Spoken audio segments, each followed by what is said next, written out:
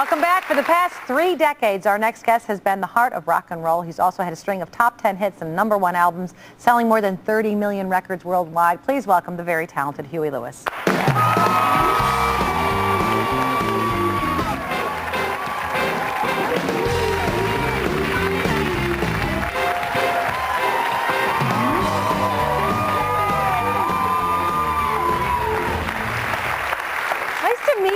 I'm a huge fan. Thank you.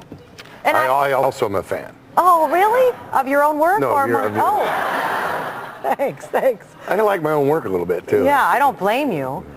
We're the same heritage. Are you Polish and Irish? I am. My mom's Polish, and my mom was actually born in Poland. Wow. And my dad is 3rd generation Irish, yeah. When you were growing up and you got, your dad, I know, told you before even college, like to just stop and take a year off and go live. I can't think of something that everybody should know as a parent, having gone through that time in your life, to tell your kids, just take that time when you can. Yeah, I mean, I was from California, but I'd been to boarding school. I went to prep school in New Jersey, and I was a year young because I skipped 2nd grade. I was very good at sandbox. And, what do you mean? How do you skip 2nd grade? I did. They just put me from 1st to 3rd. Wow, that's impressive. But so I was a year young, and my dad said, well, the last thing, as far as I'm concerned, you're 16, and you can do what you want to do, but if one more thing I want to make you do, and that is don't go to college yet. And I'd been accepted, and I was playing baseball and wanted to go. And I said, well, he said, no, take a year off and bum around Europe. And that's what I did. Took a harmonica because it kind of fit the image.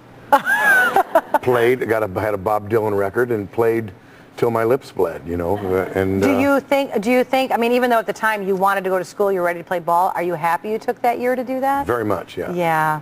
I mean, I was in the engineering school at Cornell, so I would have been probably... But you ended up going to Cornell eventually. I did. I went there for 5 minutes over a 2-year period. What happened? How about you went, and what were you studying? I was studying engineering, electrical engineering, but I was playing in bands by then. After my year off, I panhandled around Europe with the harmonica.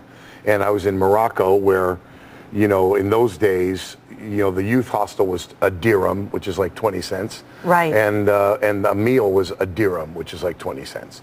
And I would play in the square at Marrakesh and make, 5 dirhams. So I was 3 to the good. And I thought, I could go for this.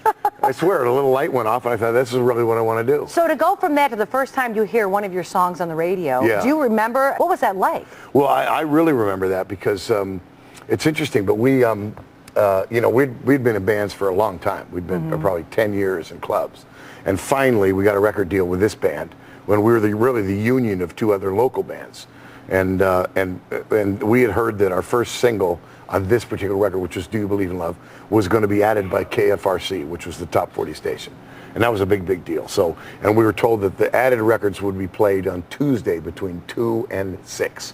So we kind of assembled at my place. And I remember at 4 o'clock, the song came, and they announced it, and here it came. And it's funny because we'd produced the record ourselves, and we'd listened to it way too many times, and knew everything about it. And when it came out of the speakers, it sounded like somebody else. It was just like somebody, and I instantly knew it was going to be a hit. You knew it in that moment, you felt it. And so and it almost seems that even though you guys were playing for a long time, life does change in an instant like that, though, doesn't it? Well, it does, yeah. Yeah. And especially in the beginning, I mean, you only it only happens once for you. Then you try and get another hit. But right, you're always on that treadmill after that. But creatively, I mean, what do you think now of you were 30 when that happened, so it wasn't like you were just a little kid that was, I mean, I'm not saying you were old. I was surprised to see you walk out here. What are you?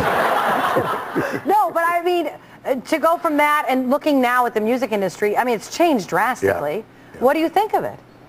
Well, first of all, you got to understand that there are generalizations that hold true, but the exceptions to the rule are always the notable thing. So, and no matter what the and I think generally now, television is more important. I mean, music used to be the domain of blind artists, and it's very tough for them to have hit records anymore because they can't make the video. I mean, it's important to be better. I never thought of that. It's important to be good looking nowadays. Television, much more important. And but having said that, and people blame the record companies for not developing artists, and I suppose some of that's true. But are you covered in tattoos under your clothes? Well, I don't know. I'm wondering. Well, I mean, most guys are, have a lot of. Well, I mean, that's a good point. I mean, we sort of started '78. We formed, and just pre-MTV.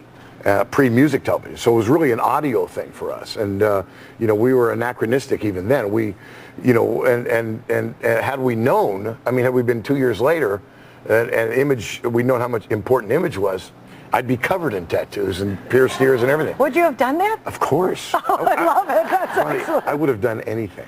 Oh, you really wanted it to happen. Yeah, to be a musician. I mean, that's our dream, to play music and have people show up. Yeah, now you've got kids in your 20s. You've had a lot of success. You moved to Montana. Right. It's a nice life, isn't it? It's wonderful. Good for you, honey. Up next, Huey's going to sing for us.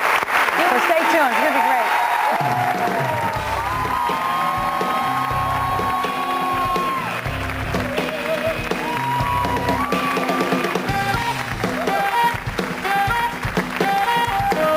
Still ahead, Huey Lewis and the News perform.